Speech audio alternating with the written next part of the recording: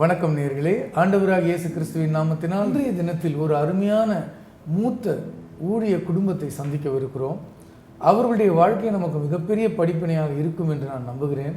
கர்த்தர் அவர்கள் வாழ்க்கையில் செய்த அற்புதங்கள், அவருடைய ஊழிய பாதையில் அவர்கள் படித்த படிப்பினைகள், கர்த்தர் அவர்களை எவ்வாறு பயன்படுத்தி வருகிறார் என்ற பல கேள்விகளை அவரிடத்தில் கேட்டு நாம் பயன்பெறுவோம்.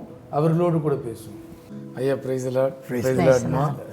ஐயா, உங்களுடைய பேர், உங்கள் குடும்ப பின்னணி, உங்கள் அம்மா அப்பா, கூட பிறந்தவங்க, அப்புறமா உங்களுடைய பள்ளிக்கூட பருவம், அதெல்லாம் எப்படி இருந்துச்சு, என்னென்ன குறும்பெல்லாம் பண்ணீங்க, எந்த காலகட்டத்தில் ஆண்டவர் உங்களை தொட்டார், எப்படி தொட்டார், எல்லாம் சொல்லுங்கய்யா. சோதரம் கர்த்தர் நாம் மையப்படட்டும். நான் 1950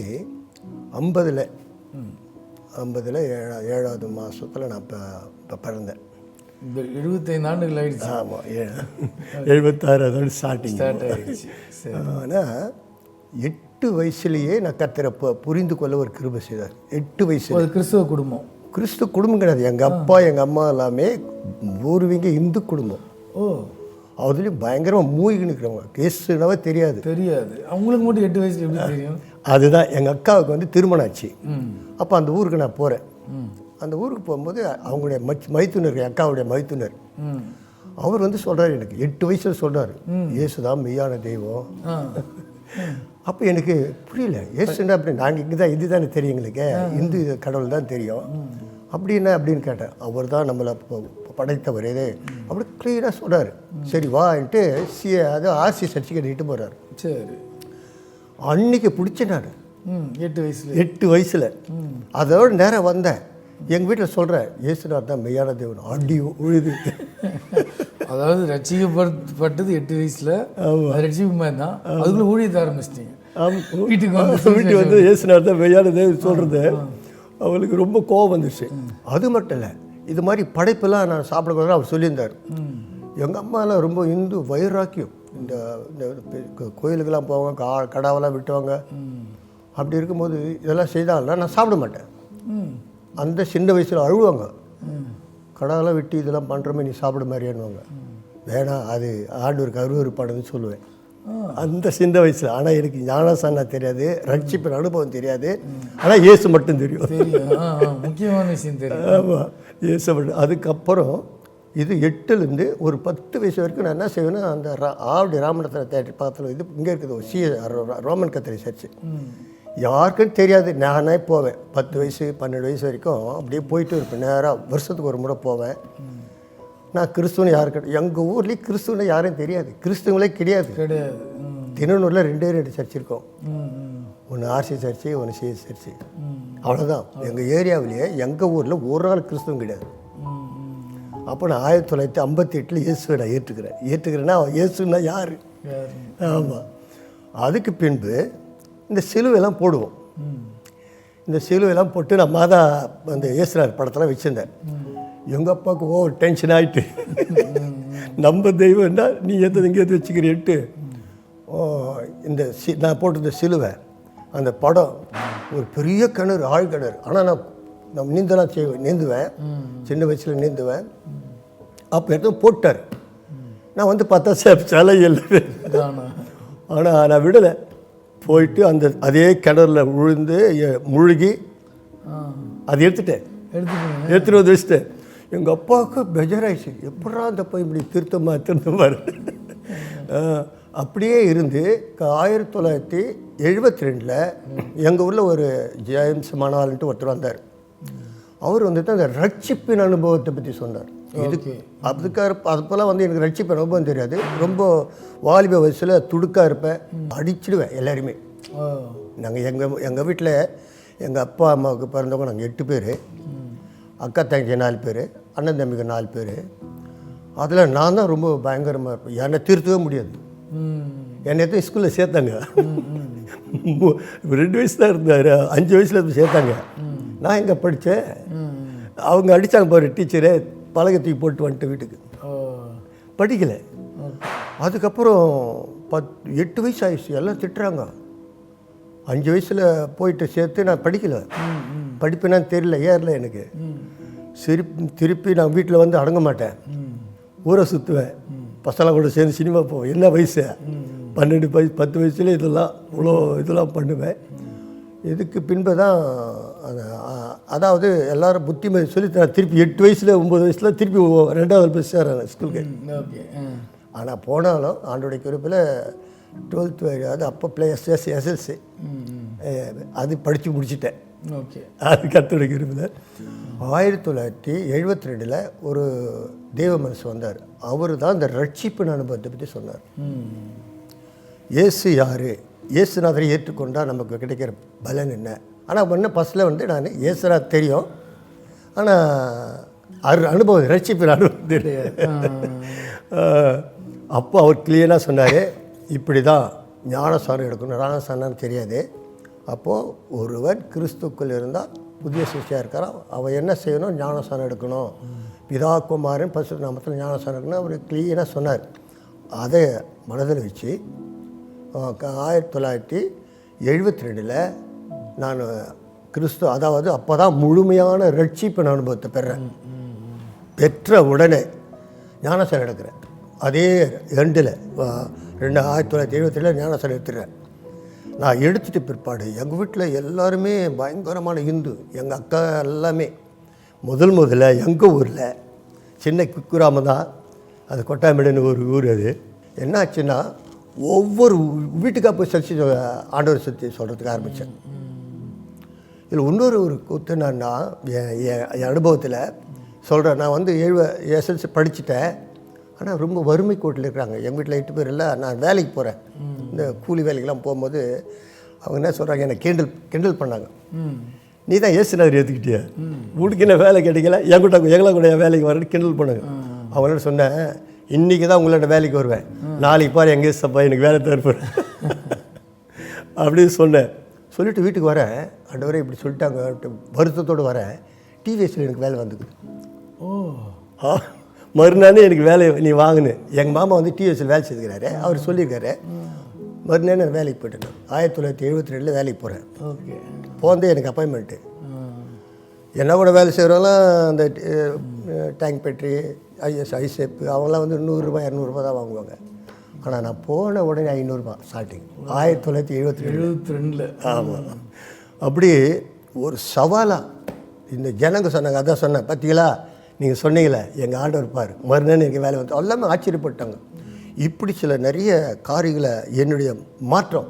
எங்கள் அம்மா அப்போல்லாம் பூர்வீக இந்துன்னு சொன்னல, எங்கள் அக்காவங்களும் கொடுத்துட்ட இடத்துல என்ன ஃபாலோ பண்ணி இப்போ என் தம்பியே இப்படி இருக்கிட்டானே அப்படி சொல்லி ஒருத்தராக மாற ஆரம்பிச்சிட்டாங்க. ஓகே. ஒருத்தராக மாற ஆரம்பித்தாங்க. இப்போ இந்த நாட்டில் பார்த்தீங்கன்னா நான் ஆவித்தை எப்போ ஆரம்பிச்சனோ அப்போவே ஆண்டவருக்காக அதிகமாக எங்கள் ஏரியாவிலே சுற்று வட்டாரம் நாங்கள் அதை ஒரு 10 பேராக போவோம் வாலிபெல்லாம். அப்படி கொஞ்சம் கொஞ்சமாக பிளான் பண்ணிட்டு என்ன கூட ஒரு 10 பேர் வாலிபரை வாங்கிட்டாங்க.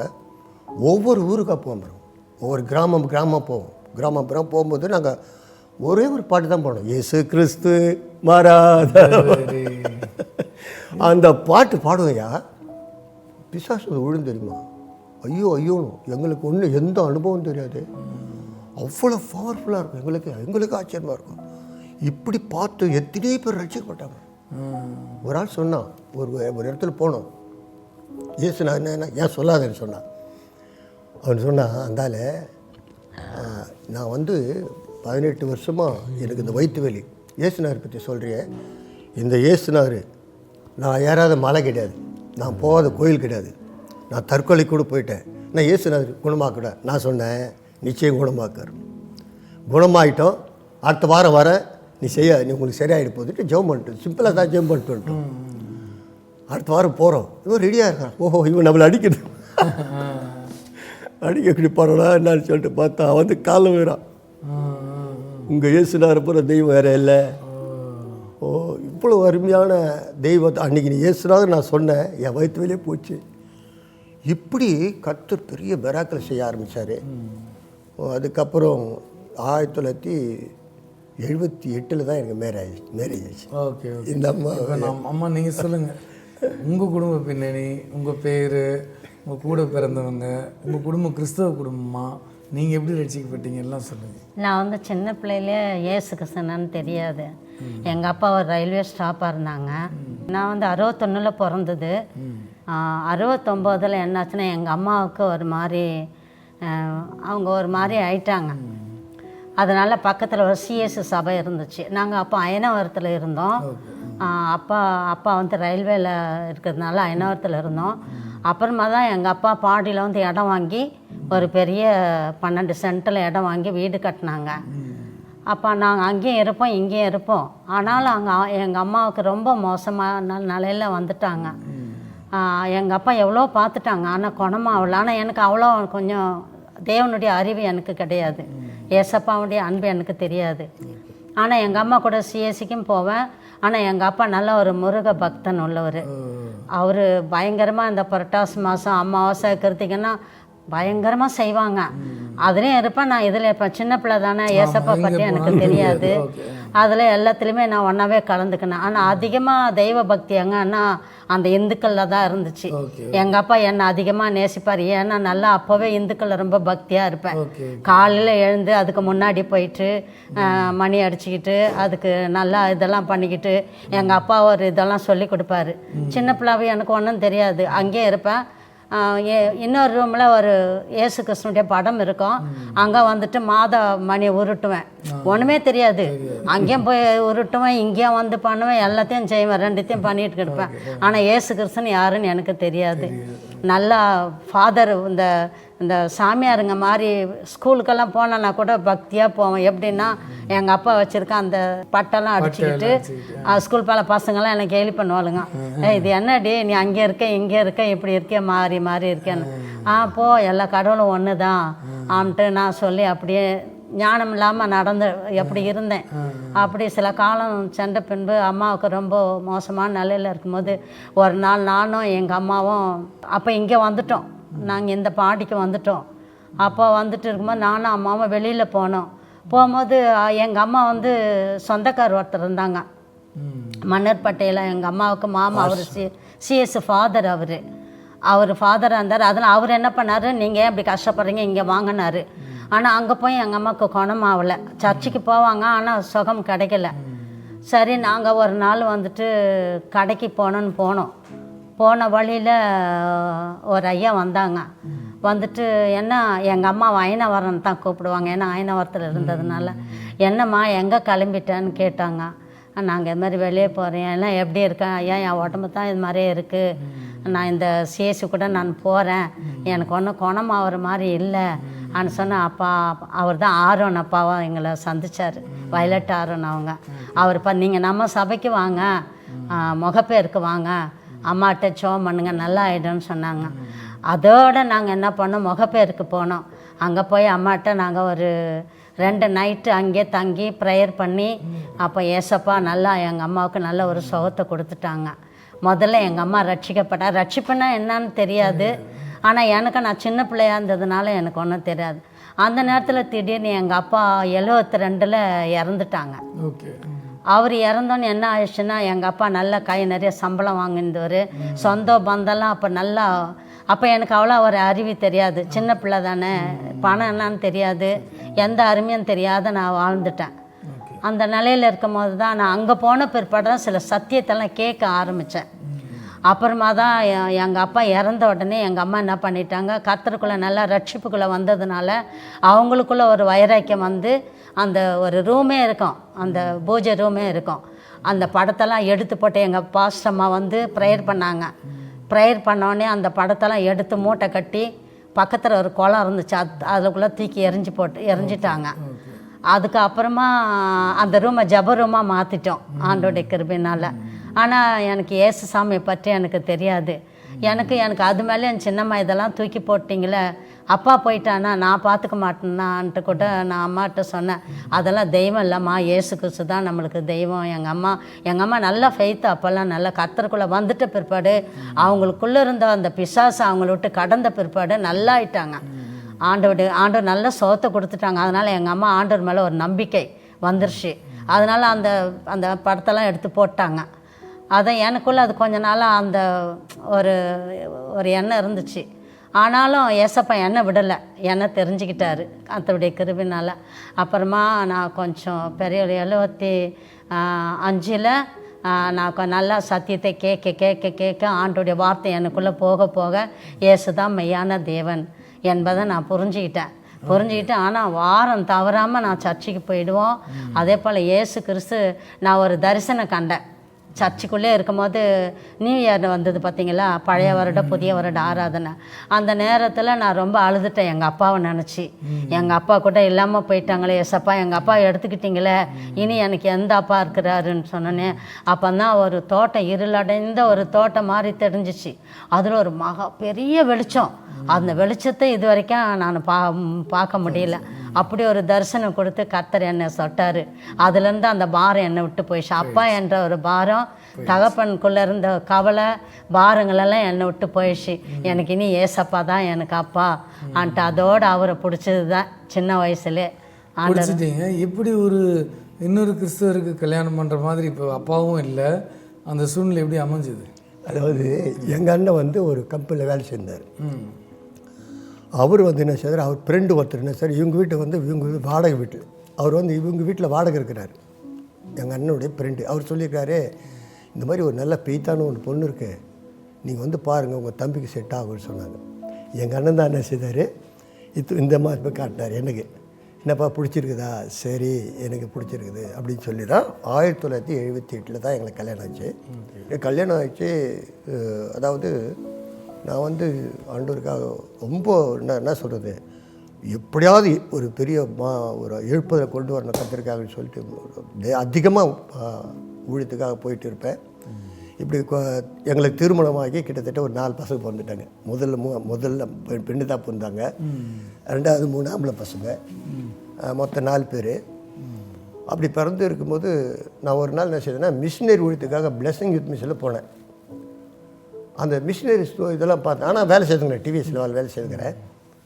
அப்படி பார்க்கும்போது இவங்களுடைய இதெல்லாம் சுச்சுவேஷன்லாம் பார்த்தேன். மிஷினரி இதில் அந்த மைசூர் இதெல்லாம் அந்த இதுக்கு போயிட்டு பார்க்கும்போது அவங்களுடைய கஷ்டம், அந்த மிஷினரியுடைய பாடுற கஷ்டம் பாடுகள் பார்த்த உடனே நேராக வந்தேன். 1972 மிஷினரி ஃபீல்டில் வந்தேன். அதை பார்த்த உடனே 1992 வேலையை ரிசைன் பண்ணுறேன். என்னை பார்த்து சொன்னேனுங்க, டே இவனுக்கு பைத்தியம் முடிச்சிச்சு, எங்கிட்ட 50 பேர் இருப்பாங்க, என்ன கூட 50 பேர் சேவல் விடுவேன். என்ன கூட தான் அத்தனை பேர் இந்து பசங்க. அவங்க சொல்லணுங்க, ஏசுனா இப்படி அவனுங்க என்ன கிண்டல் எடுப்பானுங்க, அது இப்படி ஆனால் சொல்லுவேன், இயேசுனார் தான் மெய்யான தெய்வம். அவங்களுக்கு சொல்கிறதுனால அவங்களுக்கு கோபமாகிடும், ஏற்றுக்க மாட்டாங்க. ஆனால் நான் விட மாட்டேன். அந்த 50 பேர் என்ன கூட அந்த 50 பேருமே ஆண்டவர்களை கொண்டு வந்துட்டேன். ஒருத்தரையும் விடல. அதுக்கப்புறம் ரிசைன் பண்ணும்போது தான் அவனுங்கெல்லாம் கோவப்பட்டானுங்க, டே உனக்கு பைத்தியம் முடிச்சிச்சுடா, நீ என்ன செய்யப்படுற, நடுத்தவில் நிற்க போடுறானுங்க. ரிசைன் பண்ண பிறகு கம்பெனியில் ரிசைன் லெட்டர் கொடுத்தா அவங்களும் ஏற்றுக்க மாட்டாங்க. எப்பா யோசித்து சொல்லு, ஒரு வாரம் ஒன்று டைம் கொடுக்குறேன்னு. எங்கம்மா ஒன்று கேட்டேன், வேணாப்பா ஏன்னா 4 பசங்க இருக்குது, நீ ஏன்னு இந்த அம்மா சொல்லிட்டாங்க. இந்த அம்மாவுக்கு என்ன சொன்னேன்னா, ஒரு வாரம் உனக்கு டைம் தரேன், நீ ஜெபம் பண்ணிட்ட.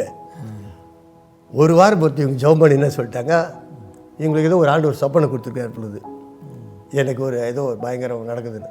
உடனே இந்த அம்மா சொல்கிறாங்க, ரிசைன் பண்ணிவிடு, ஆண்டவர் என்னோட பேசிட்டாரு அப்படி சொல்லி இந்த அம்மா சொல்லிட்டாங்க.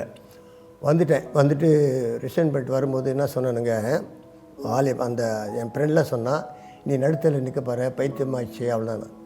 அதுதான் ஒரு சவால் விட்டு வந்தேன். என்னென்னா, இது வரைக்கும் பிச்சைக்காரங்க வேலை செய்தேன் நான், இனிமேல் தான் நான் ராஜாவுக்கு வேலை செய்ய போகிறேன் அப்படின்னு சொல்லிட்டு வந்தேன். சொல்லிட்டு வரும்போது இந்த அம்மா சொல்லுவேன், அம்மா இது வரைக்கும் நான் செய்த வேலை வந்து பிச்சைக்கார வேலை தான், ஆனால் இப்போ செய்ய போகிறது ராஜா விட்டு வேலை அப்படி சொல்லிட்டு வந்து என்ன செய்தேன், எனக்கு வந்து பணம் ஒன்று நிறைய கொடுக்கல, ஒரு 62,000 தான் கொடுத்தாங்க அந்த கம்பெனியில். 62,000 கொடுத்தா அதை என்ன செய்தேன் தெரியுங்களா, தம்பி அழறான், இனிமேல் வந்துட்டியே எனக்கு எதுக்கும் வேலை இல்லைன்னு 40,000 கொடுத்து அவனுக்கு டிராக்டர் வாங்கி கொடுத்துட்டேன். அந்த 62,000 மீதி 22,000 மிஷினரிக்கு ஒரு பார்ட்டு அனுப்பிச்சிட்டேன். ஒரு பார்ட்டு ஒரு ஊழியக்காரர் கஷ்டப்படுறாரு, கொஞ்சம் கொடுத்துட்டேன், ஃபுல்லாக கால் பண்ணிட்டேன். பேங்க்கில் 10 விஷயம் கிடையாது. கொஞ்சம் பணம் எடுத்து 4 பைபிள் வாங்கினேன், 50 ரூபா பைபிள். பசங்களுக்கு முட்டி போட்டு சொன்னேன், டேய் உங்கள் அப்பா இது வரைக்கும் வேலை செய்து இதுதான் உங்களுடைய பொக்கிஷம் என்று சொல்லிட்டு ஜெபம் மட்டும் அந்த ஆளுக்கு ஒரு பைபிள் கொடுத்துட்டேன். அப்படி சொல்லிட்டு வந்துட்டேன். அதுக்கப்புறம் என் மகளுக்கு வந்து கல்யாணம் இதாகிடுது, நிச்சயம் பண்ணிட்டாங்க. இப்போ இந்த அம்மா தான் சொல்கிறாங்க, பேங்க்கில் 10 பைசா கிடையாது, எப்பா ராஜா விட்டு பல்லேன்னு சொல்கிறிய. ஸோ நிச்சயதாரம் பண்ணிடுச்சு. அப்புறம் இது அந்த கூட்டு ஷூட்டுக்கு பணம் கொடுக்கணும். அன்றைக்கி 20,000 நம்ம கொடுப்பாங்களாம். ஆனால் இந்த அம்மா சொல்கிறாங்க, எங்கள் வீட்டு அம்மா, இப்போ சொல்லுப்பா ராஜா விட்டு பிள்ளை, இப்போ கொடுப்பா, இப்போ 20,000 வேணும், வெயிட் பண்ணுன்னு. வெயிட் பண்ணு, நான் வந்து என் பேங்க்கு பரலோக பேங்க்கு, என் பேங்க்கு காலியாகாது பாருன்னு ஜோம் பண்ணேன். நான் எதுக்குமே எப்பவுமே எங்கே போக மாட்டேன், யாரும் தேடி போக மாட்டேன், நான் யார் பின்னாடியும் போக மாட்டேன். எனக்கு தெரிஞ்சதெல்லாம் கர்த்தர் தான், எனக்கு தேவையெல்லாம் கர்த்தர் தான். என்னுடைய தேவைன்னா கர்த்தர் பார்த்து தான் போவேன். அப்போ தான் அப்படி தான் என்ன பண்ணி ஜோம் பண்ணேன். சாயந்தரம் பார்த்தா ஒருத்தர் வராங்க, ஐயா கொஞ்சம் ஜோம் பண்ணுனாங்க. ஜோம் பண்ணேன், ஐயா ஒரு சின்ன காணிக்கினாங்க. பார்த்தா நான் என்ன அமௌண்ட்டோ வந்துருச்சு. பார்த்துக்குமா என் பேங்க் எங்கேருந்து வந்து பார்த்துக்கோ. அதுவும் அந்த காலத்தில் 20,000னா எவ்வளோ பெரிய காசு. அந்த காலத்தில் அது காணிக்கையை கையில் வந்து கொடுப்பாங்களா, கொடுத்துட்டு போகிறாங்க. அதுவும் அப்போ தான் ஊழியத்தை ஆரம்பிச்சிருக்கீங்க. ஆமாம், ஒரு பெரிய புகழ்பெற்ற ஊழியர் அப்படின்னா கூட ஏதோ வந்து பார்த்தாங்க ஏதாவது. ஆமாம், நீங்கள் அப்போ தான் உங்கள் ஊரில் ஆரம்பிச்சிருக்கீங்க ஊழியத்தை. ஊழியத்தை ஆரம்பிச்சியா எங்கள் ஊரில் இன்றைக்கி 85% கிறிஸ்துவன் ஆகிட்டாங்க. ஒரே ஒரு கிறிஸ்துவம் கிடையாது. நான் ஆரம்பித்து இது மட்டும் இல்லையா, ஆரம்பித்து நான் போகிற இடமெல்லாம் எங்கள் சொந்த பந்தத்துக்கெல்லாம் போக ஆரம்பிச்சிட்டேன், சொல்ல ஆரம்பிச்சிட்டேன். அவங்களே தேடி வந்தாங்க. ஒரு முறை எங்கள் பக்கத்தில் பெருமல்பட்டினம் ஒரு ஊருக்கு என்னை தேடி வந்தாங்க. 1992 இந்த கதை சொல்கிறேன் நான். எப்போ எங்கள் வீட்டில் வந்து முன்னுக்கே வர முடியல, ஒரே போராட்டமாகுது, குழந்தைங்களுக்கு ஜுரம் வந்துட்டு, ஆளுங்களே இதுவும் இல்லை, இவ்வளோ ரொம்ப கஷ்டப்படுறாங்க. ஆயிரங்க எங்கள் அண்ணி, அவங்க அண்ணன், அதாவது அப்பா பெரியப்பா சித்தப்பா அந்த மாதிரி. நானும் 2 பேர் ஊழியக்காரர் போய் அங்கே ஜெபம் பண்ண ஆரம்பித்தோம். அந்த வீட்டில் போய் ஜெபம் பண்ணுறோம். ஜெபம் பண்ணும்போது நாங்கள் ஜெபம் பண்ணிக்கிறோம். அந்த அம்மா சொல்கிறாங்க, ஐயா நீங்கள் ஜெபம் பண்ணிக்கிறீங்க, என் கண்ணு முன்னே பார்க்குற இந்த தகுடெல்லாம் வெளியே எரிஞ்சு போகுது. அதுக்கப்புறம் அந்த குடும்பம் சூப்பராகி அவங்கள, ஐயா நான் சர்ச்சை கட்டி கொடுக்குறேன், அவங்க இடத்துல சர்ச்சை கட்டி கொடுத்தாங்க. இப்படி தான் எங்கள் ஊழி இன்னைக்கு கிட்டத்தட்ட ஒரு 30 இடத்துல இருக்குது. ஆனால் இது வரைக்கும் நாங்கள் என்ன செய்யறதில்லைன்னா, யார்கிட்டையும் போய் இது வேணும் அப்படி நின்னதே கிடையாது. எனக்கு தேவையானா கர்த்தரை தான் பார்க்குறது. இதுதான் இது அது மட்டும் வந்து அதான் நீங்கள் சொல்லிட்டு தான் வந்தீங்க இல்லையா, இவ்வளோ நாள் பிச்சைக்காரன்ட்ட வேலை செஞ்சா இன்னும் ஒரு பெரிய ஆள்கிட்ட வேலை செய்கிறேன். இன்னும் அது அந்த விசுவாசத்தை ஆண்டர் பார்க்குறாரு, அதனால தான் உங்களை ஆண்டர் கைவிடலை. ஆமாம், ஆமாம், சோதரம். கிட்டத்தட்ட இப்போ நீங்கள் ஊழியத்து 22 வயசில் வந்தீங்களா ஊழியத்துக்குள்ள? ஆமாம், 22 வயசில் ஃபுல் டைம். 22ல் ரட்சிக்கு 72ல் ரட்சிப்பு நண்பு அப்போதுலேயே ஸ்டார்ட் பண்ணிட்டேன். அப்போவே ஒரு வேலை செஞ்சுட்டே ஊழியம் செஞ்சுட்டு இருந்தார். ஊழியம் ஆமாம், வேலை செய்துக்கினே முழு நேர ஊழியம் 92ல். 92ல் ஆமாம். சரி சரி. 72ல் ஸ்டார்ட் பண்ணிட்டேன் ஊழியத்தை. நாங்கள் தான் சொல்கிறோமே, ஒரு பேட்சே இருக்காங்களா கூட, ஒரு 10 பேர். அதான் உங்கள் பேச்சுக்கு அத்தனை பேர் நடத்திட்டேன்னு சொல்கிறீங்களே. எங்கள் ஏரியாவில் நடத்திட்டீங்க, பேட்சையும் நடத்திட்டீங்க. எங்கள் குடும்பத்தில் எல்லாம் பூர்வீக இன்னும் பூரா ரசிக்கப்பட்டோம். ஆமென். அத்தனை இன்றைக்கி எல்லாம் ரசி வயலால் இருக்காங்க. எல்லாமே என் தங்கச்சி பசங்க, எங்கள் அண்ணன் பசங்க எல்லாமே எந்த ஒரு குறையும் இல்லை. அத்தனை பேர் ஊழியத்துக்கு. இப்போ என் பிள்ளைங்களை கூட அவனை சொல்லிட்டு எல்லோரும் படிக்க வச்சேன். வேலை வேணாம், 1 கோடி ரூபாய் கூட வேலை வேணாம், கர்த்தருக்காக ஊழியம் சொல்லிட்டு போகும் எல்லோரும் வேலை. இப்போ எங்கள் பையன் ஒன்று, மூத்த பையன் ஒருத்தன் தான், அவன் வந்து இப்போ 50,000 அவனுக்கு கொடுக்குறேன்ட்டு அந்த இவர் ஓனர் சொல்லிக்கிறாரு. நான் சொன்னேன், வேணாப்பா நீ ஊழியம் ஃபுல் டைம் வந்துரு, ஃபுல் டைம் 4 பேரும் ஃபுல் டைம். மக தான் மூத்துவா, ஒரு அங்கே நம்ம அப்போஸ்தலர் சர்ச் தெரியுங்கள்ல, அவர் சபையில் அவர் இதுவாக இருந்தார்.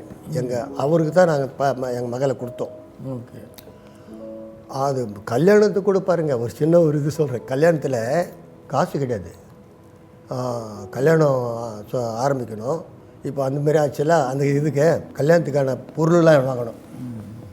கிட்டத்தட்ட ஒரு முறை மட்டும் ஒருத்தர் சொல்லியிருந்தாருன்னா, மகளுக்கு கல்யாணம் வச்சுக்கிட்டே. இப்போ நான் சொன்னேன், ஆமாய்யா அந்த பொருள்லாம் வாங்கணும்னு மட்டும் ஒரு வார்த்தை சொல்லியிருந்தேன். ஆனால் அதோட அவர்கிட்ட மறந்துட்டேன், நானும் மறந்துட்டேன்.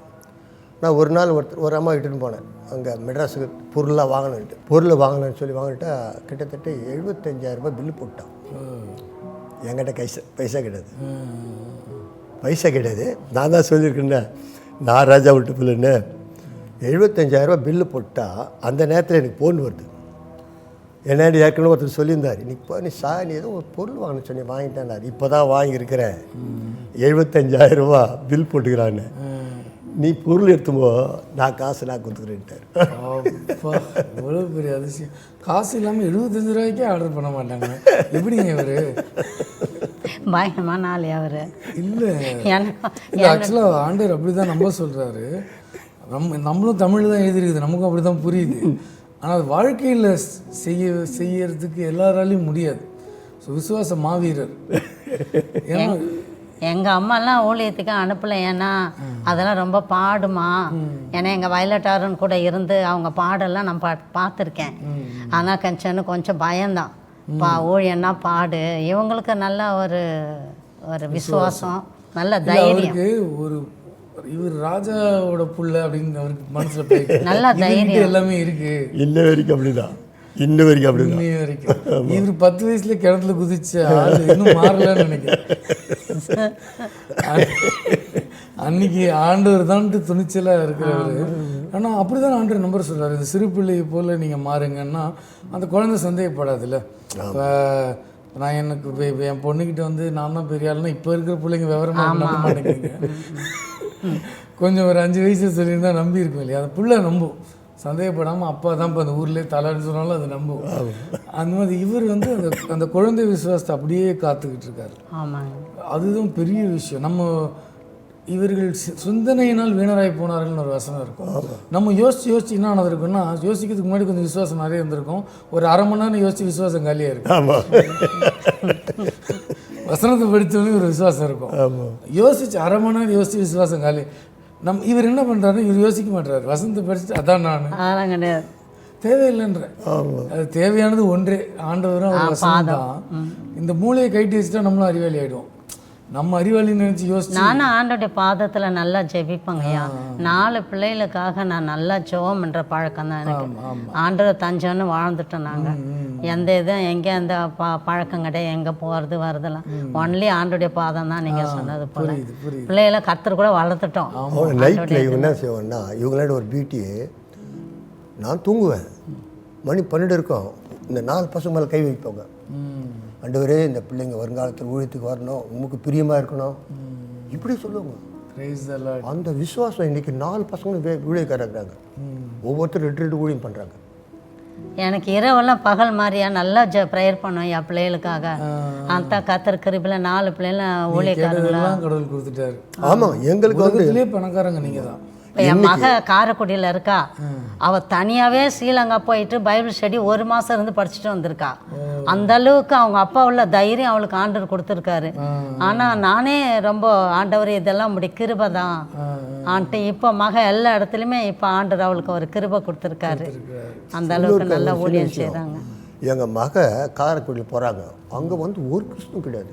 தெரியும், ஒரு காரைக்குடி, ராமநாதபுரம் இந்த சைடு எல்லாமே கிறிஸ்தவங்க ரொம்ப பெச்சாராக இருக்கும். அவர் என்ன சாம் சுந்தர என்ன செய்துட்டார், அனுப்பிச்சிட்டாரு, நீங்கள் போங்க.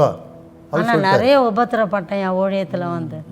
மகளுக்கு ஒரு மாதிரி பெம்ஸ் மாதிரி உடம்பெல்லாம் இதுவாகி ரொம்ப கஷ்டப்பட்ட. அப்பா கஷ்டப்பட்டோம். ஆனால் நாங்கள் எங்கள் விசுவாசத்தை விடலை. கர்த்தர் குணமாக்குவார். அதே மாதிரி குணமாக்குனாரு. இப்போ அங்கே காரைக்குடி போயிட்டாங்க. அவங்க போன பிறப்ப ஒரு 4 வருஷமாக ஊழியம் செய்கிறாங்க, 2 பேர் கூட வரல. அப்போது கடைசியில் ஒரு வீடு வந்து வாடகை கிடையாது. இப்போ ஒரு வாடகை இருந்தாங்க ஃபஸ்ட்டில். அவங்க வாடகை காலி பண்ண சொல்லிட்டாங்க. காலி பண்ண சொல்லிட்ட பிறகு வீடு வாடகை கேட்டால் எங்கேயுமே வாடகை கிடைக்கல.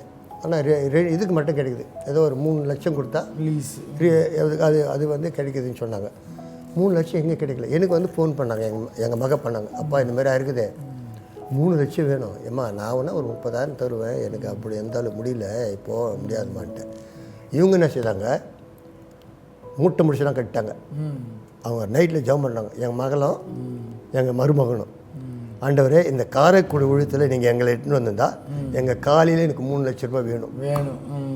அந்த நைட்டு ஜெபம் பண்ணுறாங்க. இன்னொருத்தருக்கு அது ஷாக் ஆகிக்குது. அவர் ஒரு பிராமணர். அவராண்டு ஆண்டவர் பேசிக்கிறாரு. இந்த மாதிரி காரைக்குடி ஊரில் கிறிஸ்தவங்க இல்லை, இங்கே போய் கிறிஸ்தவங்க எங்கே பேசுறது, கிறிஸ்தவங்க இல்லைன்ட்டு பிராமண வீட்டுக்கு போயிட்டார். அவரு நேராக வந்துக்கிறாரு வீட்டை தேடி. இந்த மாதிரி நீ இப்போ அவருக்கு உதவி செய்யணும், 3 லட்சம் கொடுன்னுக்கிறாரு. ஆ நேரம் வந்து 3 லட்சம் கொடுத்துட்டு போயிட்டாரு. பாருங்க, கிறிஸ்தவங்கிட்ட பேசினா கூட கொடுத்துருப்பானான்னு தெரியல. கொடுத்துட்டு ஆண்டவர் வந்து கர்த்தர் பேசினாரு, கொடுக்க சொன்னார். அதோடு இல்லையா, அந்த 3 லட்சம் கொடுத்தது மட்டும் இல்லை, அவர் சர்ச்சுக்கு வர ஆரம்பிச்சிட்டாரு. அவங்க சர்ச்சுக்கு, அவர் சர்ச்சுக்கு. அதாவது என்ன சொல்கிறாரு, நான் நீ காசு கேட்டேன், நான் காசும் கொடுத்துட்டு 4 வருஷமாக உனக்கு ஆத்மாவே கொடுக்கல, உனக்கு ஆத்மாவையும் கொடுக்குறேன். ஒன்று கேட்டேன், நினைப்பதற்கும் வேண்டிக் கொள்வதற்கும் மிக அதிகமாக ஊழியத்துக்கு காசையும் கொடுத்துட்டு உனக்கு ஆத்மா வேணும்ல, இந்த அது கொடுத்தது. அது இன்னொரு காரியம் இருங்க, இப்போ லேண்டை வாங்கி கொடுத்துட்டாருங்க. 14 லட்சத்தில் லேண்ட் வாங்கி கொடுத்துக்கிறாரு அவர். பாருங்க, அவரே ஆண்டவரால் செய்யும். அப்போ நம்ம நினைப்போம், காரைக்குடியில் கிறிஸ்தவங்க இல்லையே, காரைக்குடியில் இயேசு. ஆனால் ரொம்ப கஷ்டம் அங்கே ஊழியம் செய்யும். ரொம்ப ரொம்ப கஷ்டம், ரொம்ப அந்த கஷ்டப்பட்டாங்க. கல்லில் நார் உரிக்கிற மாதிரி தாங்க. மக போயிட்டாலே ஒரு பிராமினே உரிச்சிட்டாரு. நீ மக ஸ்டேஷனுக்கெல்லாம் கூட்டு போயிட்டாங்க. அவரு ஆ ரேஷன் சாப்பிட்றாரியா, அவன் பசங்களுக்கு எதுவும் கொடுக்க மாட்டாரு. வைராக்கியமாயிட்டார் மனுஷன். அவங்க அப்பா தைரியம் அவளுக்கு. இவங்களா கொடுப்பு உடன் ஊழியக்காரா இருக்காரு. இப்போ ஊழியக்காராயிட்டாரு. ஊழியக்காரர் ஆயிட்டாரு. இன்னொரு இடத்துல ஸ்டார்ட் பண்ணிட்டாங்க இவங்கள. இப்போ 2-3 இடத்துல ஸ்டார்ட் பண்ணிட்டாங்க அவங்களும் ஊழியத்தாங்கங்க. எங்கள் மகளை இந்த மாதிரி ஒன்றும் இல்லை, அந்த காரைக்குடியில் போயிட்டு பக்கத்தில் ஒரு ஊரில் போய் ட்ராக்ஸ் கூட கொடுக்கல, பேசிக்கிட்டு தான் வந்துருக்குறாங்க. அவ்வளோதான், அந்த ஆர்எஸ்காரனுக்கு வந்துட்டாங்க. நீ ஏன் அவங்களோட பேசினா என்னையா இருக்குது, போலீஸ் ஸ்டேஷனுக்கு போகிறோம். நைட்டு 12 மணி வரைக்கும் இங்கே வரல. இப்போ எங்கள் மகளும் இன்னொரு பொண்ணு போய்க்குது வீட்டுக்கு. எங்கள் மருமகன் என்ன வரலேன்ட்டு ஃபோன் பண்ணுற, ஃபோனும் கட் பண்ணிட்டுக்கிறாங்க. ஃபோனெல்லாம் பிடிங்கி வச்சுட்டானு அவனா. அவ்வளோ கொடுமை பண்ணிட்டானுங்க. அந்த நைட்டு பூரா அந்த எஸ்ஐ கூட இந்த மாதிரி தான் எங்கள் மகளை தான் திட்டிக்குது. உனியா ட்ராக்ஸி கூட கொடுக்கல. அப்புறமா அந்த ஸ்டேஷனில் ஒரு போலீஸ் இவருக்கு தெரிஞ்சது, கிரேஸ் மாவுக்கு. அவர் வந்து பார்த்துட்டு, என்ன ஒரு லேடிஸை வாங்கி இது மாதிரி பண்ணுறீங்க, அந்த பிள்ளைங்க எல்லாம் அவங்க வந்து பிரசாரம் பண்ண வரலன்னு சொல்லிட்டாங்கல்ல, அது ஏன் நீங்கள் பண்ணுறீங்களா? அப்புறம் அந்த ஃபோன் வாங்கி அவங்க வீட்டுக்காருக்கு ஃபோன் பண்ணி அவர் என்ன பண்ணார், பக்கத்தில் இருக்க பாஸ்டர்ஸ் எல்லாரையும் கூட்டிகிட்டு வந்துட்டார். நைட்டு 12 மணி எல்லாம் 12 மணிங்கய்யா. மக அந்த 2 இனிமேல் நீங்களாம் பிரசாரம் பண்ணக்கூடாது, சைன் பண்ணணும். நான் ஏன் சைன் பண்ணணும் எழுத்துருக்கா, பயப்படவே இல்லாவா. நான் எதுக்கு சைன் பண்ணோம், நீங்கள் இதெல்லாம் சொல்லக்கூடாது, நாங்கள் வந்து ஏசு கிறிஸ்து பற்றி சொல்கிறோமா கண்டி, நீங்கள் வந்து ஏற்றுங்கன்னு நாங்கள் சொல்ல, அவங்க விருப்பம், ஏற்றுக்காது அவங்களுடைய விருப்பம். நான் வந்து உங்களை வந்து கட்டாயம் பண்ணல ஆன்ட்டு நல்லா போல்டாக பேசியிருக்கா. என்ன நீ ரொம்ப ஓவராக பேசுகிற, மற்றதுக்கெல்லாம் வாயை திறக்கல, இதுக்கு மட்டும் வாயை திறக்கிறேன், இதுக்கு மட்டும் வாய் எங்கேருந்து வருதுன்னு பயங்கரமாக பேசியிருக்கான் அந்த ஏடு. அப்புறமா அதை எதுக்குமா அப்போ பேசலாம், சரி நீ எழுதி கூட, நான் இதெல்லாம் எழுத மாட்டேன், நான் சுவிசேஷம் நாங்கள் எங்கள் வேலையை நாங்கள் செய்வோம், அதுக்கு தான் நான் வந்திருக்கிறதே, உங்களுக்கு டிஸ்டர்ப் பண்ணால் நீங்கள் அப்புறம் நீங்கள் எதனா பண்ணிக்கோங்க அன்ட்டு அவள் தைரியமாக சொல்லியிருக்கா. சொன்ன பிறப்பா அப்புறம் எல்லோரும் வந்துட்டாங்க. வேன் எடுத்து எல்லா பாஸ்டர் காரைக்குடியில் இருக்க எல்லா பேரும் வேன் எடுத்துகிட்டு பஸ் எல்லாம் வந்துட்டா பாரு. பார்த்துட்டு எல்லாருக்கும் பயம் வந்துச்சு. பரவாயில்ல, இவங்க பெரிய ஆளுங்க போல இருக்கு அன்ட்டு. அதான் ஒரு இது கஷ்டப்பட்டா எல்லாரும் வந்து கை கோத்துட்டாங்க. இன்னொரு காரியம் போய்து என்ன ஆயிடுச்சுன்னா, பேப்பரில் போடுறான் கிறிஸ்தவர்கள் இவங்களை வந்து எஸ்ஐ கூட அவங்களுக்கு உடஞ்சா இருக்கிறான், இவங்களுக்கு உடஞ்சா இவங்களுக்கு உடனே நான் எங்களுக்கு உடஞ்சா அது மாதிரி. மறுநாள் என்ன பண்ணிட்டானுங்க, இவங்க கிறிஸ்தவங்களுக்காக தான் பேசினானுங்க. அந்த போலீஸ் ஸ்டேஷனில் இருக்கிற அவங்க நேமெல்லாம் சொல்லி பெரிய போஸ்ட் விட்டானுங்க, ஃபுல்லாக போஸ்ட் விட்டானுங்க.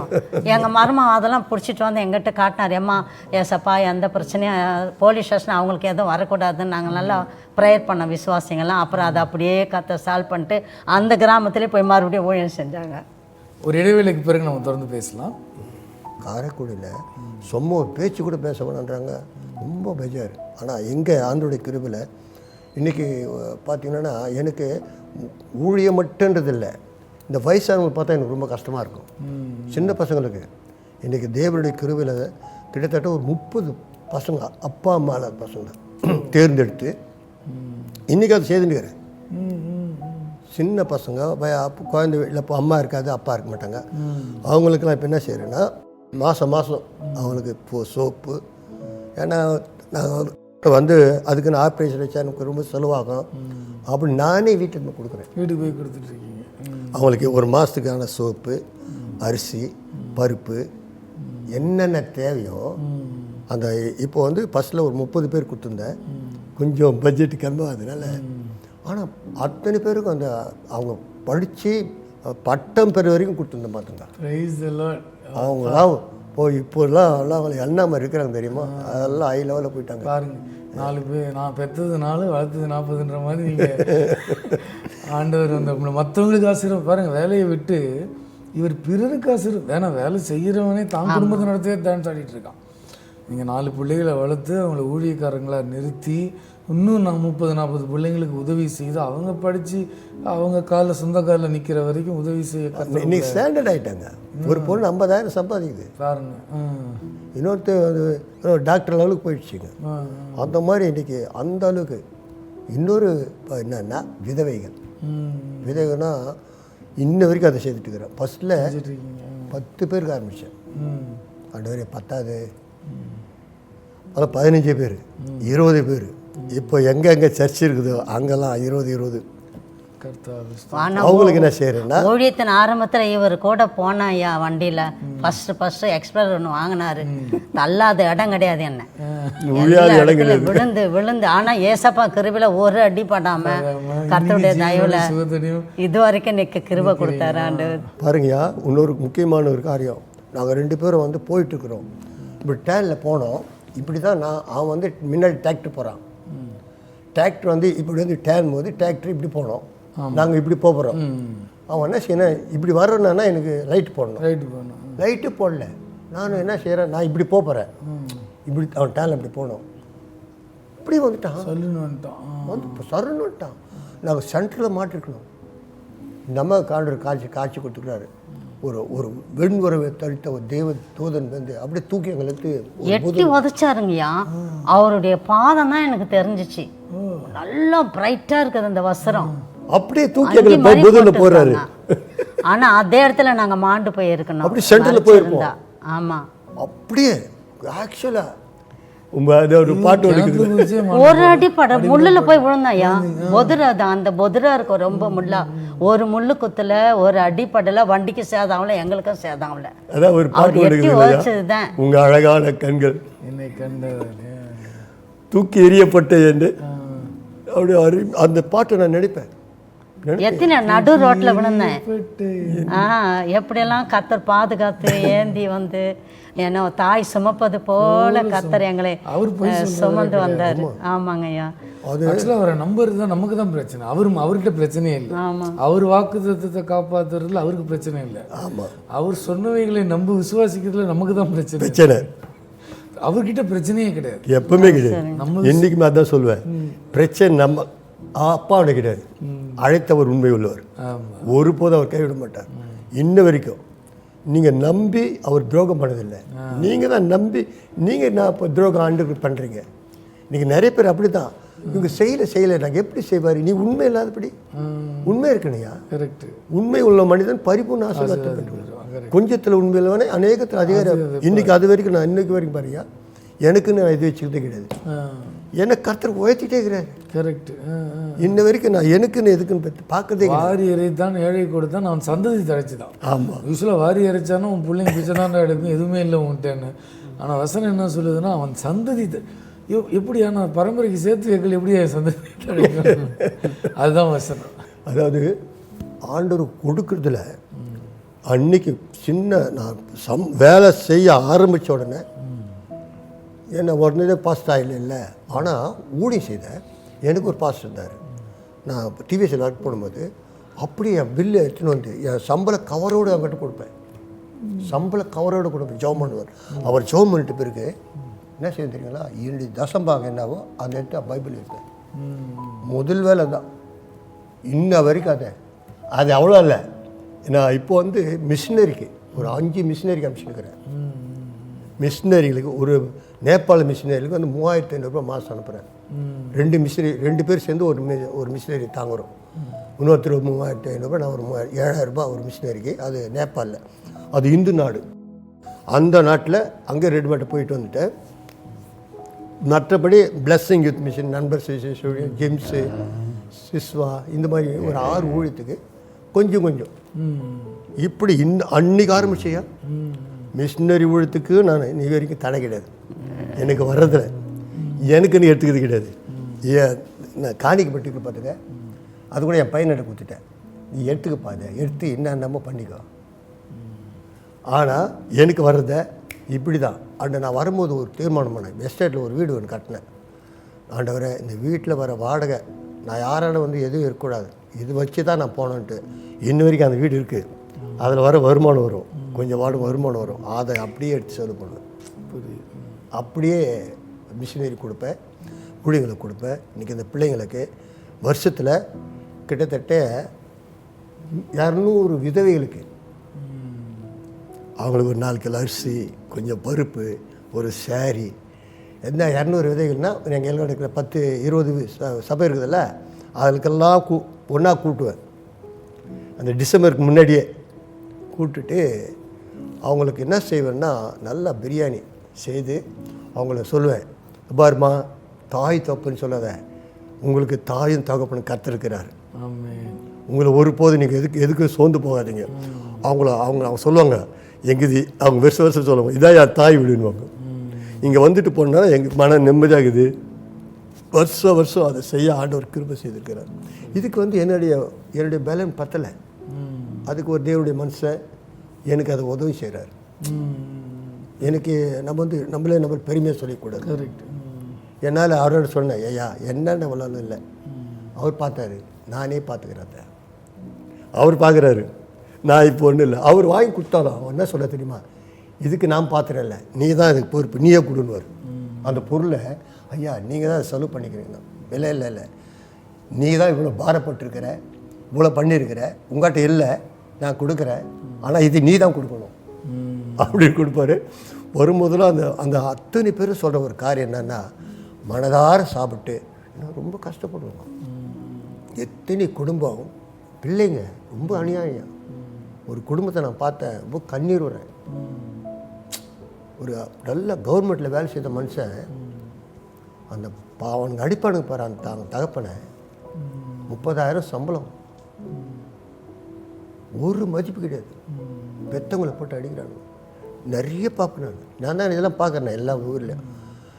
ஒரு பெத்தவங்களை இன்றைக்கி மதிக்கிற குடும்பம்ன்றது ரொம்ப கஷ்டம், ரொம்ப சீர்கெட்டு போயிருந்தோம். அப்பா அம்மாண்ட தான் வாங்கி சாப்பிட்றனால கேட்டி அப்பா அம்மா பார்க்கணும் இல்லை, இவ்வளோ மோசமாக இருக்காங்க தெரியுமா. இத்தனை பேர் எங்கள் குடும்பம் என் சர்ச்சிலே வந்து ஒரு நாயுடாமன்னு ஒரு அம்மா பாவம் எங்கள் சர்ச்சிலே வச்சு காப்பாற்றினேன். கட்சி வரைக்கும் நானே எடுத்து போட்டோம். சரி இப்போ கோடீஸ்வரர் அவங்க வரவே இல்லையே, அவங்கள நாங்களாம் எடுத்து போட்டோம், கட்சி வரைக்கும் காப்பாற்றணும். இது மாதிரி வந்துடுறவங்களும் நாங்கள் விட மாட்டோம், சர்ச்சிலே வச்சு அவங்களுக்கு ஏதாவது பண்ணி. இப்படியும் கர்த்தர் ஊழியம் மட்டுன்றது இல்லை, முடிஞ்ச வரைக்கும் என்னென்ன பண்ணணுமோ இந்த ஏழை விதவைகளுக்கு இது பண்ணுறோம். மாதம் இந்த விதவைகளுக்கு தேடி ரொம்ப கஷ்டப்படுறாங்க பார்த்தீங்களா, அவங்களுக்கு மட்டும் ஒரு 4 கிலோ அரிசி. அது அவங்க சொல்கிறாங்க, ஐயா இந்த 4 கிலோ அரிசி எனக்கு 2 வாரம் வந்துடுது,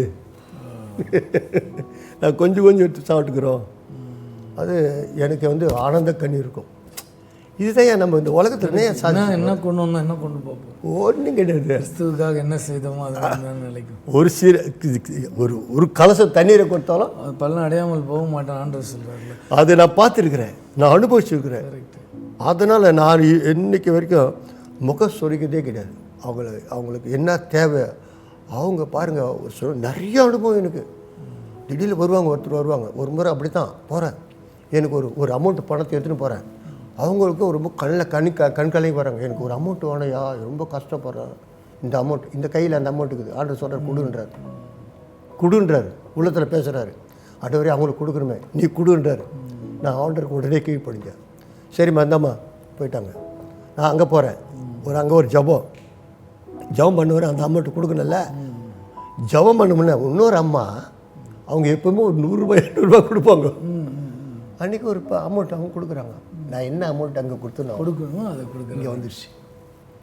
உண்மை உள்ள ஆண்டவர். ஆமாம், நம்ம ஆண்டவரை போல உள்ள ஆண்டவர்.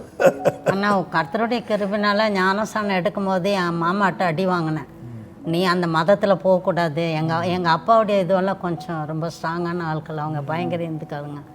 ஒரே ஒரு பிள்ளை இவ்வளோ கொன்மை அந்த தண்ணியிலலாம் தள்ளக்கூடாது, பள்ளத்தில் தள்ளக்கூடாது ஆன்ட்டு ரொம்ப தகராறு பண்ணாங்க ஞானஸ்தானத்துக்கு வந்து. அப்போ தான் எங்கள் பாஸ்டர் வயலட் அம்மாட்ட போய் கேட்டாங்க, இது மாதிரிலாம் நீங்கள் பண்ணலாமா, எங்கள் ஃபேமிலி இது மாதிரி பண்ணுறீங்களான்னு கேட்டாங்க. அவங்க என்ன சொல்லிட்டாங்க, அவள் என்ன சொல்கிறால நீங்கள் அதை கேளுங்க, நான் எதுவும் அவளுக்கு நான் சொல்லலை, அவளை போய் கேளுங்க, என்ன வந்து கேட்காதீங்கன்ட்டாங்க. எங்கள் பாஸ்டர் ரொம்ப கோவக்காரங்க அவங்க வேறு. ரொம்ப இது பண்ணாங்க. அப்புறம் என்னை வந்து கேட்டாங்க, என்னடி சொல்கிறேன்னாங்க. நான் போகிற பாதை நல்ல பாதை, வேணுன்னா என் பின்னாடி வாங்கன்னு அந்த நேரத்தில் ஆண்டு எனக்கு ஒரு தைரியம் கொடுத்தாங்க. அடிச்சாரு பாருங்க அடி. என்ன உனக்கு எவ்வளோ திமிராந்தா எங்கள் மாமா இல்லாத போயிடுவோம், உனக்கு ரொம்ப உங்கள் அம்மா பேச்சை கேட்டுக்கிட்டு நீ இந்த மதத்தில் வந்து நீ இல்லாதெல்லாம் பண்ணுறியா, நீ உன் பின்னாடி நாங்கள் வரணுமான்ட்டு அடிச்சாரு பாருங்க. அந்த ஒரு அடியிலே ஆண்டுவிட்டேன். நான் ஆண்டு சொல்லிட்டேன், என்னை அடிக்க பற்றி கவலை, நீங்கள் வந்தால் இப்போ கூட நான் சொல்லுவேன், நல்ல வழியை நான் தெரிஞ்சுக்கிட்டேன், அந்த வழியை தெரிஞ்சாலும் நீங்கள் தெரிஞ்சுக்கணும்னு சொன்னேன். அதோட அவங்க கோச்சிக்கிட்டு என் மேலே போயிட்டாங்க. கர்த்தர் இது வரைக்கும் கைவிடலைங்கய்யா. அதே மாதிரி சர்ச்சை காட்டும் போது இவங்க அப்பாட்ட அடி வாங்கினேன். சர்ச்சை காட்டும் போது எங்கள் இடம்னா நாங்கள் சர்ச்சுக்குன்னு கொடுத்துட்டோம். எங்கள் அப்பா வந்து என்ன செஞ்சுட்டாரு, அந்த பாஸ்டர் வந்து இது போட்டோம், கடைக்கால் எடுத்துட்டோம். கடைக்கால எங்கள் அப்பா துருத்துட்டார். எப்படி இருக்கும், துத்துட்டு போட்டுருந்தேன்னா என்ன செஞ்சுட்டாரு, அந்த பாஸ்டர் போட்டு வச்சுட்டாரு எங்கள் அப்பா. ரொம்ப கஷ்டமாயிடுச்சு. அப்போ எத்தவங்களை கவனம் பண்ணோம். இப்போ எனக்கு என்ன பண்ணுறது, ரொம்ப கஷ்டம். அப்போ தான் இந்த அம்மா வச்சிட்டார் எங்கள் அப்பா. ஆனால் எங்கள் அப்பா அதுலேருந்து உடம்பு சரியான போயிடுச்சு. எங்கள் மகன் 5 மாதம், எனக்கு 2வது மகன். ஊழியத்தில் எப்போ அவர் இந்த மாதிரி இன்னும் நல்ல மனுஷன் தான், ஞானஸ்தானத்தார். அவருக்கு வந்து அந்த இடத்துல கொடுக்கறதுல அவருக்கு அந்த ஒரு எண்ணம் இல்லை. அதுக்காக அது நோய்வாய்ப்பட்டு போயிட்டார். ஏன்னா நம்ம ஆண்டோருக்குள்ளோட கிட்ட வரக்கூடாது, ஆண்டோருக்குள்ளே வரும். அது அப்பனாக இருக்கட்டும், யாராக இருக்கட்டும். கரெக்ட். ஆமாம். இவர்கிட்ட இந்த கல் யாரின் மேல் மூவமோ அவன் நசுங்கி போடும்.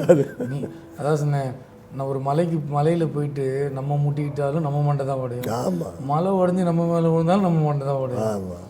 ஆண்டவர்கிட்டலாம் மோதலாம் முடியாது. அதே மாதிரி தான் எங்கள் ஊரில் என்ன சேர்த்துட்டானுங்க, சர்ச்சை கட்டக்கூடாதுன்ட்டானுங்க. வந்து கட்டாத, இந்த பக்கம் கட்டக்கூடாதுண்ணா. நான் ஃபஸ்ட்டில் நான் வந்து ரொம்ப துணிச்சொல்லுவேன், ரொம்ப துணி.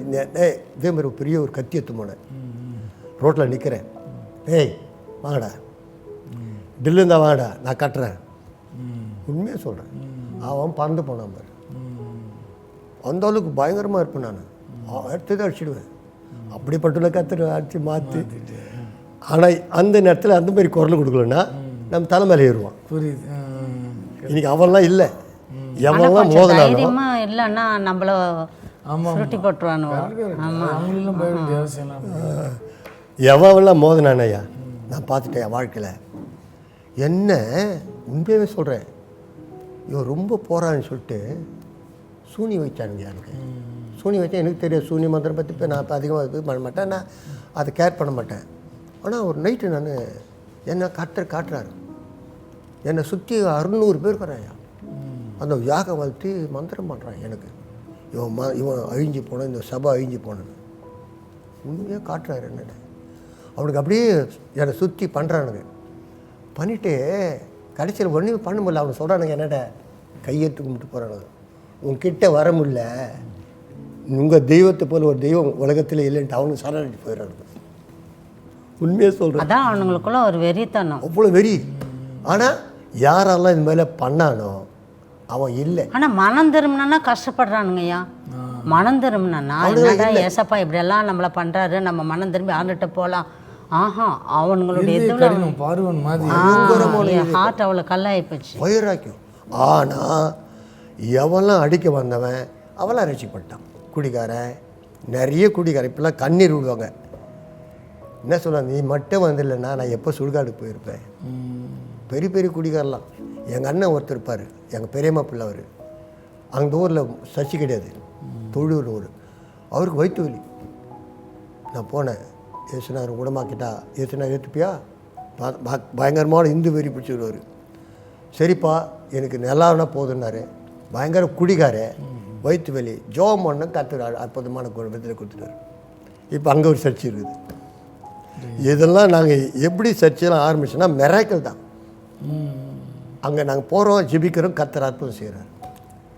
ஆத்தூர்னு ஒரு ஊர், நம்ம சதீஷோட அண்ணன் தான் போய் அங்கே போகிறாரு. அவங்களுக்கு அதே தான் பிசாசு தொல்லை. அவங்களால அவங்க வீட்டிலே இருக்க முடியல. அவங்க எங்கள் வீட்டு இங்கே சர்ச்சைக்கு வந்துட்டாங்க. 2 நாள் வந்தாங்க, ஜெபம் பண்ணாங்க. இனிப்பு பாருங்கள், அங்கேயும் ஒரு சர்ச்சை நடக்குது.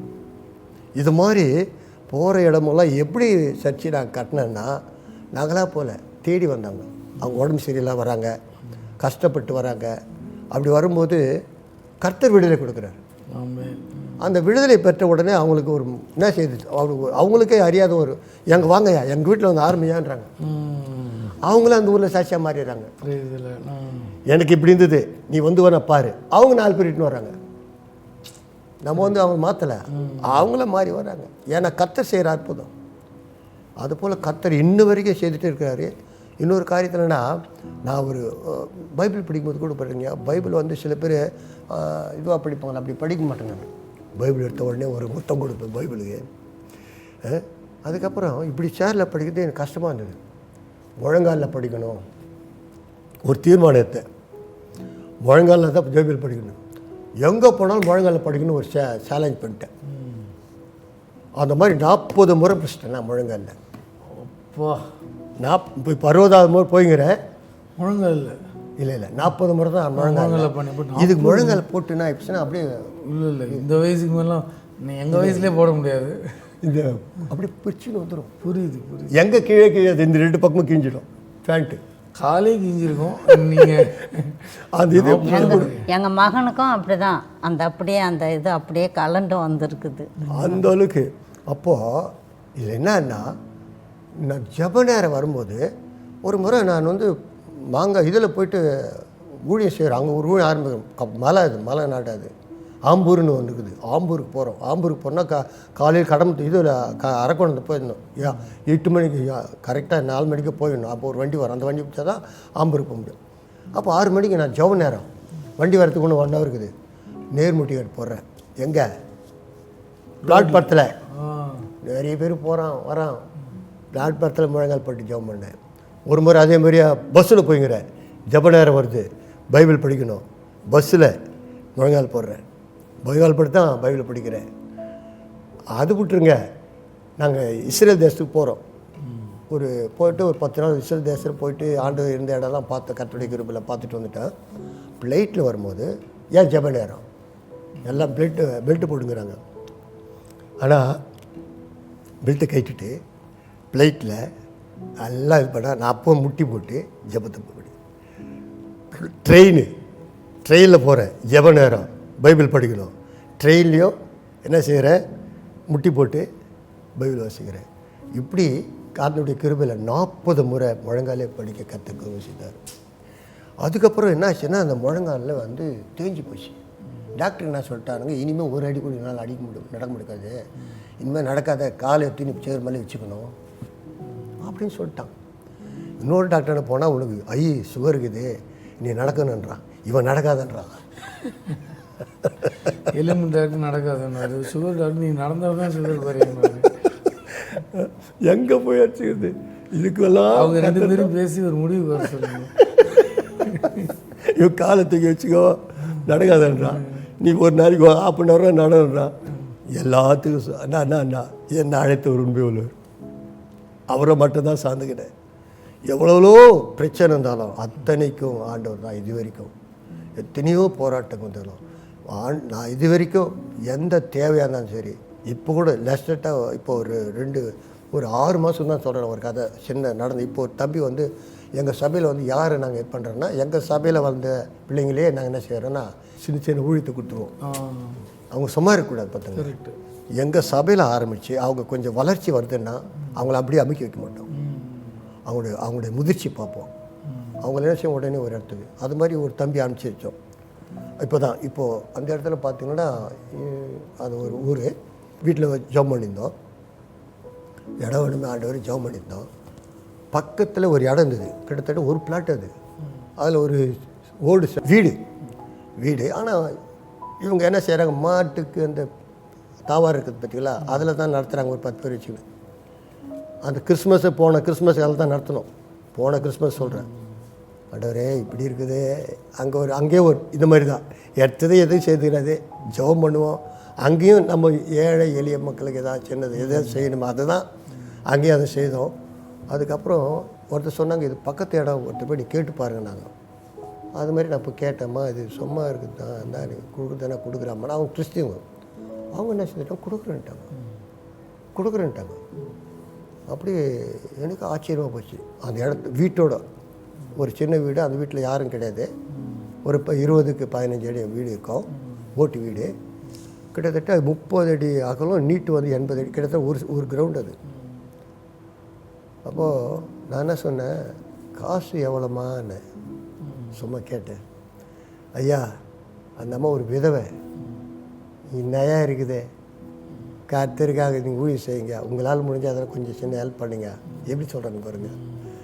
அப்போ நான் தான் சொன்னேன், ஏம்மா ஒரு 20,000 கொடுக்கட்டுமான்னு. எவ்வளோ லேண்டு ஒரு அவங்க என்ன சொன்னாங்க தெரியுமா, ரொம்ப சந்தோஷம், 20,000 போதுன்ட்டாங்க. இப்போ நடந்த கதையை சொல்கிறேன், லேட்டஸ்ட்டு. ஒரு கர்த்தர் வந்து உங்களையும் கைவிடலை. ஆமாம், உங்களால் பலர் ஆசீர்வதிச்சு இன்னும் ஆசீர்வதித்து கொண்டிருக்கிறார். ஆமாம், 75+ இன்னும் ஆன். அந்த ஒரு ஆடில் ஒன்று வரும், இன்னும் பேட்டரி ஓடிக்கிட்டே இருக்கு பாருங்க அப்படின்னு. அது நீங்கள் என்னென்னா ஏதோ ஓடிக்கிட்டு இருக்காருன்னா ஏதோ எப்படிமா இருக்கீங்கன்னா கிடைக்கேன் அப்படின்வாங்க. எப்படிமா இருக்கேன், தள்ளுறேன் நாளை, தள்ளிக்கிட்டு இருக்கீங்க ஒரு நாளா அப்படின்வாங்க.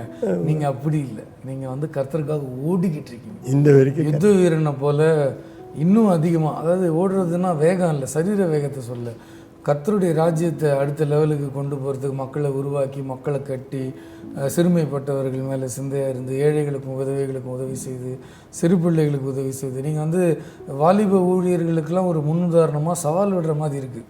எங்கே செய்யுங்க பாப்பா என்ன மாதிரி அப்படின்ற மாதிரி ஒரு நமக்கு இத்தனை மேகம் போன்ற இத்தனை திரளான சாட்சிகள்னு சொல்கிற மாதிரி இக்காலகட்டத்தில் உங்களை ஆண்டவர் ஒரு சாட்சியாக முன்னுதாரணமாக வச்சுருக்கிறார்.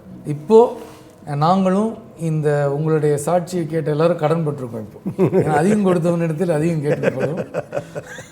எப்படி தைரியமாக கர்த்தருக்காக வாழுறது, உண்மையாக எப்படி வாழுறது, கொடுத்து எப்படி வாழுறது, வைராக்கியமாக எப்படி இருக்கிறது, எப்படி ஜெபிக்கிறது, நீங்கள் உங்களை போல் ஒரு நல்ல தாயாக எப்படி நடந்துக்கிறது, பிள்ளைகளை எப்படி கர்த்தருக்குள்ளே நடத்துறது, பிள்ளைகளை ஆவிக்குரிய பிள்ளைகளை எல்லாரையும் நடத்துறது, ஊர் பிள்ளைகளையும் நடத்துறது, இப்படி ஒன்றுத்தையும் மிச்சம் வைக்காமல் அறிந்த சத்தியத்தில் உண்மையாக இருந்து கொண்டே இருக்கிற ஒரு அருமையான கணவன் மனைவி. சில நேரத்தில் வந்து கணவர் வைராக்கியமாக இருப்பார், மனைவி குளிர்ந்த நிலைமையில் இருப்பாங்க. சில இடத்துல மனைவி நெருப்பாக இருப்பாங்க, அவர் எனக்கு என்னன்ற மாதிரி இருப்பார். அப்படி இல்லாமல் ஒரு தம்பதியாக சந்ததியாக கர்த்தரை பின்பற்றுகிற ஒரு நல்ல ஊழிய குடும்பத்தை சாட்சியாக பார்த்ததில் மிகுந்த சந்தோஷம்.